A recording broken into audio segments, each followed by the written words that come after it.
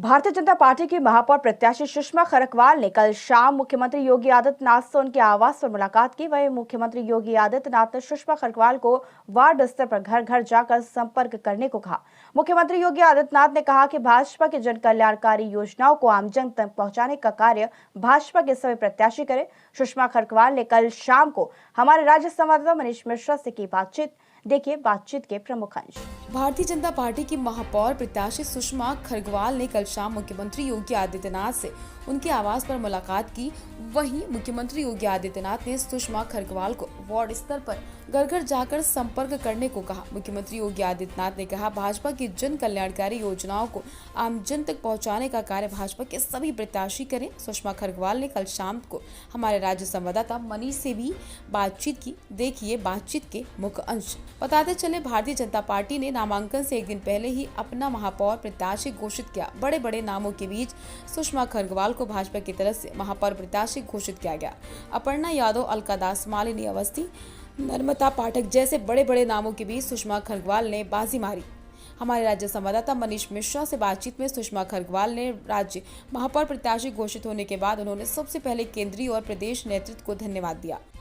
Bharatiya Janata party की महापौर पद के प्रत्याशी आज हमारे साथ हैं सुषमा खरकवाल, और हम उनके साथ इस समय बातचीत करेंगे।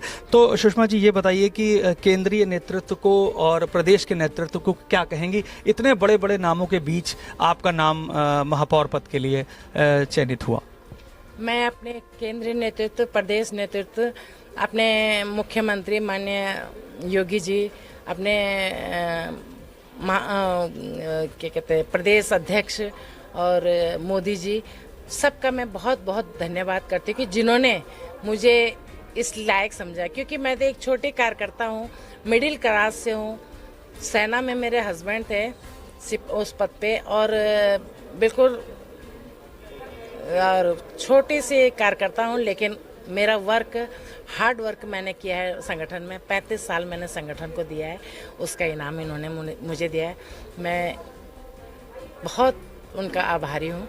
और ये काम सिर्फ भाजपा में ही होता है, बाकी और पार्टियों में नहीं होता है। बड़े बड़े धना सेठ टिकट मांग रहे थे, उनके बहुत बड़े बड़े नाम थे बीच में, अपर्णा यादव, अलका दास, मालिनी अवस्थी। उस बीच में आपको मिला, तो आपको ऐसा लगता है कि ये कहीं ना कहीं पार्टी ने आपके ऊपर एक बहुत बड़ी जिम्मेदारी दी है? हाँ, इतने बड़े बड़े लोगों ने मांगा टिकट, लेकिन पार्टी का विश्वास मुझ पे था। इसके लिए मैं उनका बहुत बड़ा आभार व्यक्त करता हूँ। उन्होंने इस बात को भी माना कि पहाड़ी और सैन्य पृष्ठभूमि का उन्हें फायदा मिला। सुषमा खरगवाल किस राजनीतिक पार्टी को अपना प्रतिद्वंदी मानती है, इस सवाल पर उन्होंने क्या कहा, सुनिए।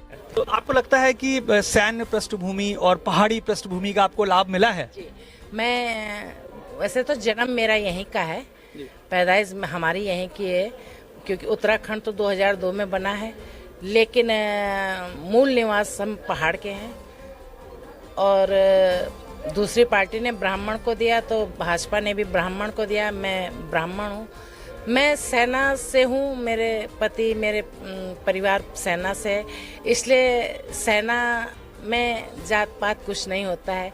सेना में कि हमारा परिवार है, चाहे वो कहीं का हो, चाहे वो बिहार का हो, चाहे वो मद्रास का हो। अगर उसे पता चलेगा कि ये हमारे परिवार की है तो पूछेगा भी नहीं, सीधा अपने परिवार। किसको अपना प्रतिद्वंदी मानती हैं इस समय? मुझे तो नहीं लगता कि कोई मेरा प्रतिद्वंदी है, क्योंकि हम लोग चुनाव खत्म होते ही फिर दूसरे चुनाव की तैयारी करने मैदान में उतरते हैं।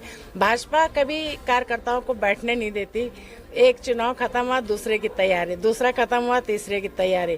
और पार्टियां जो है चुनाव में आती है और उसके बाद चली जाती हैं। तो हम लोग जनता से टच रहते हैं, और पार्टी सिर्फ चुनाव में नाम से टच रहती है। वहीं शहर को साफ रखने के लिए संयुक्ता भाटिया को आगे बढ़ाने की बात भी सुषमा खरगवाल ने कही। सुषमा खरगवाल ने आम आदमी पार्टी की अंजू भट्ट के हाउस टैक्स आधा वाटर टैक्स माफ करने की बात पर क्या कहा, देखिए रिपोर्ट। महापौर बनने के बाद शहर को साफ रखने के लिए क्या प्लान है आपके पास? शहर को साफ रखने के लिए हमारी जो निवर्तमान महापौर है, उन्होंने जो जो काम किया है, बहुत अच्छा काम किया है।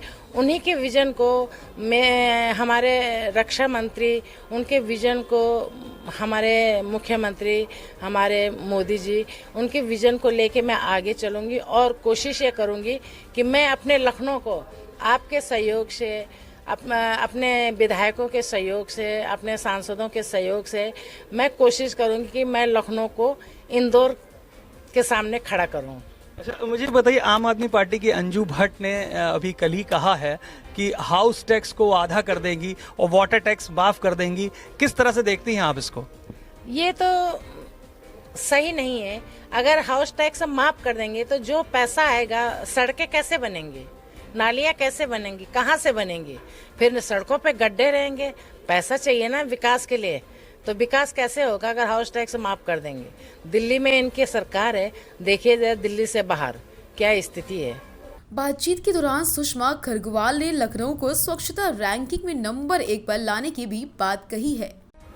स्वच्छता रैंकिंग में लखनऊ 17वें नंबर पर है इस समय। इसको नंबर 1 पर लाने के लिए क्या प्रयास रहेगा? पूरी ताकत लगाऊंगी कि ये नंबर 1 पे आए। नंबर 1 पे इस समय इंदौर है।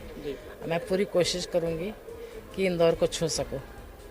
तो ये थी सुषमा जी, जो कि महापौर प्रत्याशी हैं भारतीय जनता पार्टी की, और उनका साफ तौर पर भी कहना है कि लखनऊ को स्वच्छता रैंकिंग में नंबर 1 लाना उनकी पहली प्राथमिकता होगी।